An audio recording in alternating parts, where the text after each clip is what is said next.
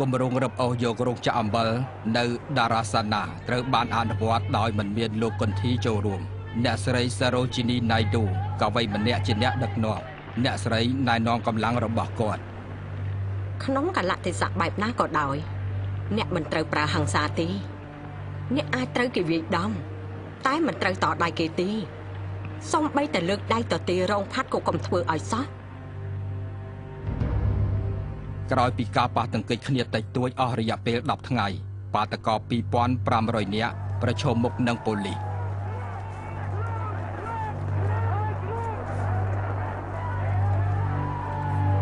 ប៉ូលីសប្រើដំបងឡាធីមានចុងដៃថែបសំពងបាតុកោអ្នកកាសែតអាមេរិកម្នាក់មានវត្តមាននៅទីនោះបាតុកោដួលព្រុសហើយខ្ញុំឮសំឡេងយ៉ាងសាហាវវាចំក្បាលបាតុកោគេដួលខ្លះសន្លប់ខ្លះចុករមូលដោយលលាក្បាលប្រេះស្រាំឬដោយបាក់ឆ្អឹងស្មារបាយការណ៍នេះត្រូវបានចុះផ្សាយពេញប្រទេសអាមេរិកហើយគេអានឮក្នុងព្រឹទ្ធសភាអាមេរិកអ្នកចូលរួមម្នាក់ប្រាប់ថាគោលបំណងយើងគឺចង់បង្ហាញឲ្យពិភពលោកឃើញចង្កូមនិងក្រញាំរបស់រដ្ឋាភិបាលនៅក្នុងរូបភាពសាហាវនិងខុសខើហើយយើងបានទទួលជោគជ័យយ៉ាងលើសលប់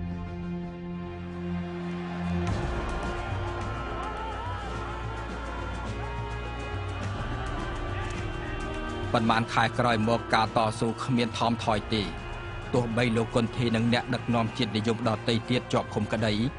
រដ្ឋាភិបាលមិនអាចគ្រប់គ្រងក្រុងធំភាគច្រើនបានទៀតទេការផ្សាយរបាយការណ៍ពីភាពយង់ឃ្នងរបស់ប៉ូលីសធ្វើឲ្យខូចខាតដល់នយោបាយអង់គ្លេសឹងប្រហែលគ្នានឹងចលនាអហិង្សាសកម្មដែរឧបរាជផ្ញើសារទៅអភិបាលក្រុងបំបីថា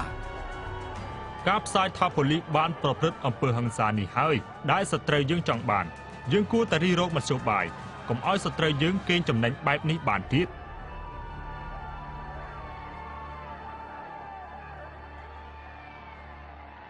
ដល់ខែកក្កដា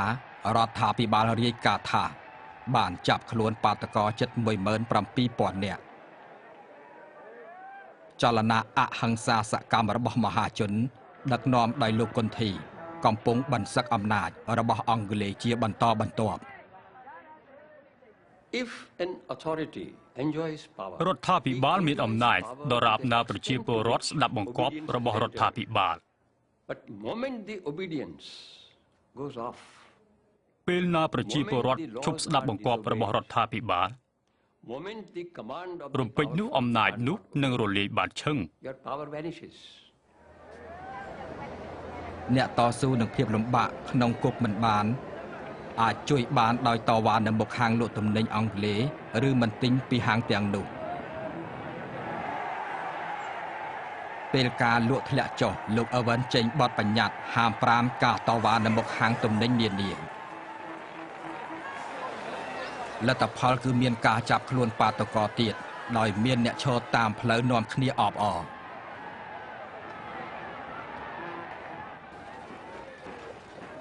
ការជួញដូររបស់អង់គ្លេសជាមួយឥណ្ឌាធ្លាក់ 25% ហើយមកដល់ខែធ្នូ 3/4 នៃហាងលក់ក្រណាត់នាំចូលត្រូវបិទទ្វារដល់ខែមករានាយករដ្ឋមន្ត្រីអង់គ្លេស Ramsay MacDonald ឃើញថាមានតែផ្លូវមួយគត់គឺការចរចាគាត់បញ្ជាឲ្យដោះលែងលោកកុនធីនិងអ្នកដឹកនាំដទៃទៀតចលនាជាតិនៅតែរឹងមាំពេលគេអបអរការដោះលែងមេដឹកនាំរបស់គេតែលោកកុនធីយល់ថាកូនទាហានរបស់គាត់ត្រូវការសម្រាកថ្ងៃទី 14 ខែកុម្ភៈគាត់ប្រាប់លោកអឺវិនថាគាត់ព្រមចរចាតែគាត់ឲ្យអ្នកតស៊ូបន្តផលិតអំបិលនិងបន្តធ្វើពហិការទំនិញខណៈកំពុងចរចាគ្នា